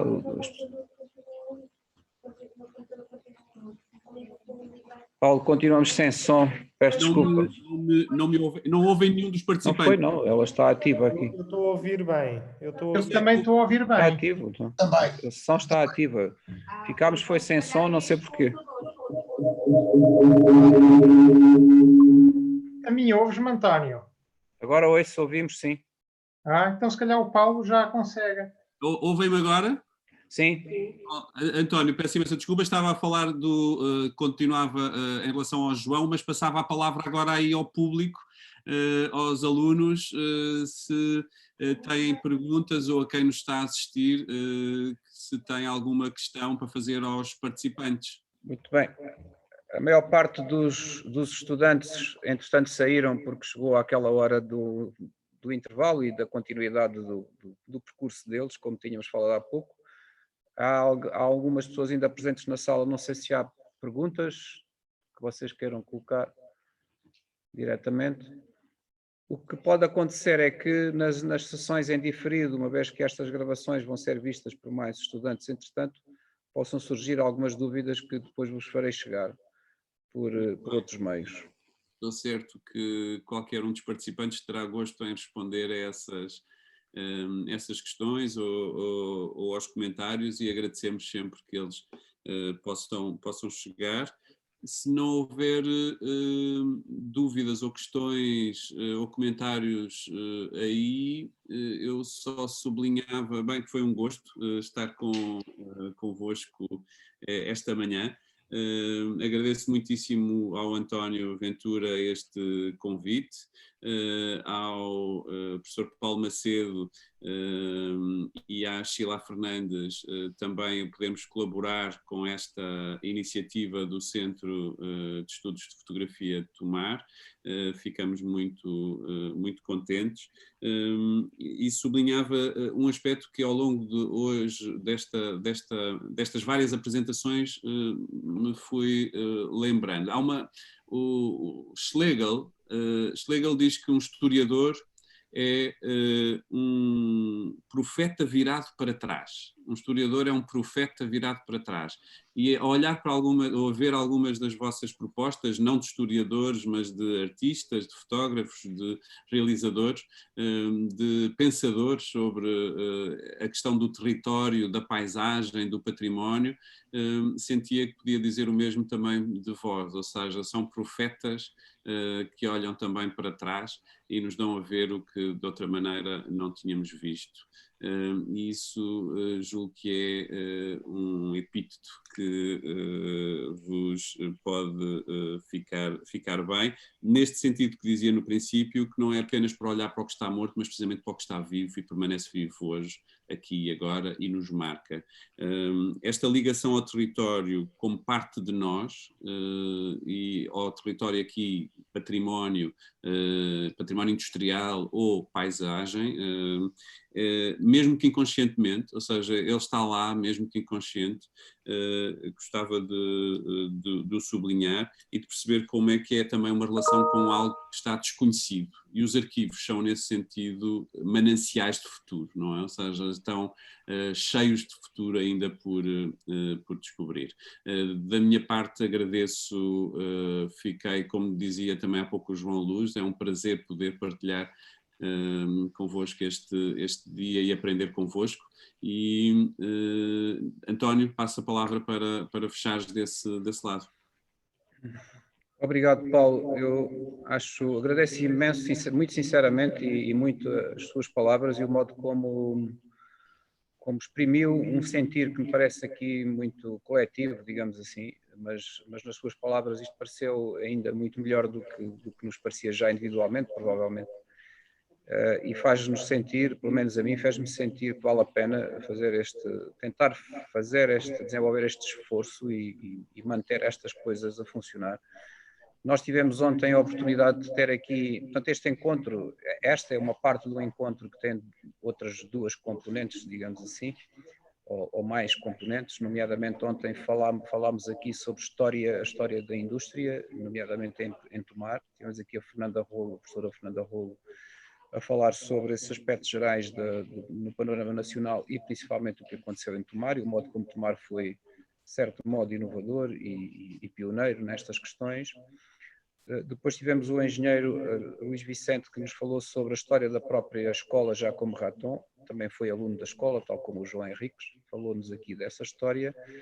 Hoje tivemos este momento tão enriquecedor para percebermos este modo como o registro, e nomeadamente o registro visual e esta intervenção junto dos territórios, das paisagens e daquilo que resultou destas intervenções mais ou menos humanas, pode ser visto hoje e pode ser interpretado hoje, quer através da memória que está constituída nos arquivos, quer nesta relação com o agora, com o contemporâneo. À tarde vamos ter aqui uma perspectiva também sobre o hoje, o que é que está a acontecer hoje ao nível daquilo que se pode chamar as novas indústrias. Vamos ter aqui o diretor regional da IBM Softiça, que está instalado em Tomar e que vai falar das indústrias digitais, digamos assim, deste processo de renovação que passa, onde Tomar também tem um pequeno lugar. E na sexta-feira vamos tratar aqui um assunto que a mim me parece interessante, que é a da reutilização dos espaços. Nós falámos aqui muito de ruínas e de abandono, mas também acontece que há espaços que estão a ser reutilizados, e vamos ter aqui dois exemplos que são diferenciados, mas que são, a meu ver, bastante interessantes. Um deles é uma reutilização, uma reconversão promovida a nível institucional, portanto, um grande projeto financiado com dinheiros europeus e outros processos muito pesados de financiamento e desenvolvimento desse mesmo projeto, como é o caso do complexo industrial da Levada de Tomar, que vem desde os Templários até os nossos dias, passando por diferentes fases desse processo de desenvolvimento industrial. E depois o caso interessante também de uma iniciativa de cidadania, digamos assim, ou de iniciativa mais popular, se quisermos, que é o caso da Companhia de Teatros Fatias de Cá, que é uma associação cultural sem fins lucrativos e que ocupa um espaço industrial desativado e que renova esse espaço, fazendo dele a sua casa e a sua casa do teatro e desse tipo de manifestações. Vamos, na sexta-feira, vamos ter esse confronto, no bom sentido da palavra, entre duas opções para uma possível renovação destes espaços territoriais ou de espaços arquitetónicos, melhor dizendo, neste nível de ocupação industrial, que aqui, próximo de nós, aconteceram. E temos a exposição que continua, como eu disse há pouco, disponível para visitas. Vamos mantê-la durante mais algum tempo, até porque a pandemia impediu muita coisa e continua a impedir. E neste todo pensamos que talvez tenha valido a pena, e no contexto também, como dizia o Paulo e como se referiu logo no início, de trazer à escola aquilo que está fora da escola, no contexto desse Plano Nacional das Artes. Penso que é também, mais uma vez, uma missão do Centro de Estudos em Fotografia de Tomar que está a ser, de algum modo, cumprida. Agradeço muito as participações do Duarte Belo, amigo deste projeto desde o início, conselheiro, membro do Conselho Consultivo do mesmo, assim como também o João Abreu, também já membro do Conselho Consultivo deste centro e já parceiro de projetos comuns, a presença digamos, esta partilha de experiências com outros processos e outras iniciativas que complementam estas nossas aqui. E mais uma vez, obrigado a todos pelas participações do João Luz, do João Henriques e dos alunos aqui presentes da Escola Giacomo Raton que nos acolheu, do Agrupamento Escolar Templários. Bem-ajam e até um próximo dia. Se não estivéssemos assim tão à distância, provavelmente continuaríamos a conversa agora à volta de um almoço, mas assim ficará para outra oportunidade, certamente. Muito obrigado, um grande abraço. Obrigado, António, mais uma vez. Obrigado até um dia. A todos. Obrigado também a todos. Obrigado, até breve. Até breve. Obrigado. Um abraço a todos. Até breve. Mostra. Não tens som. Eu estou a ouvir dali. Isto está ligado? Não. Continua a fazer o...